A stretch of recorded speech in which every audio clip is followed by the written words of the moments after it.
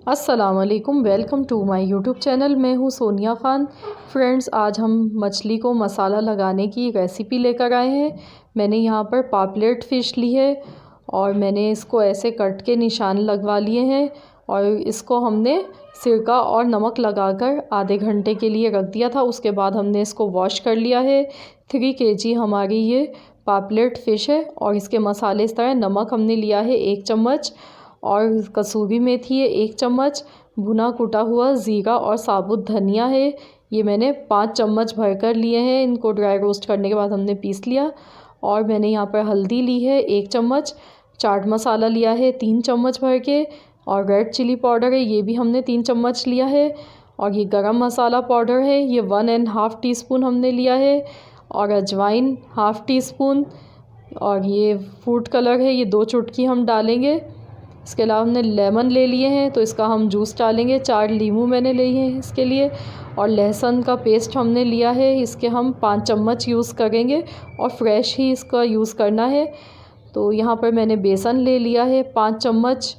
और अब मैं इसमें ये सारे मसाले डाल दूँगी। खुश्क मसाले डालकर हम इसको मिक्स कर लेते हैं अच्छी तरह से। तो अब मैं इसको मिक्स कर लूँगी और इसमें अब मैं लहसुन का पेस्ट डाल गई हूँ। तो आप भी फ्रेश ही पीस कर डालिएगा, इससे टेस्ट बहुत अच्छा आता है।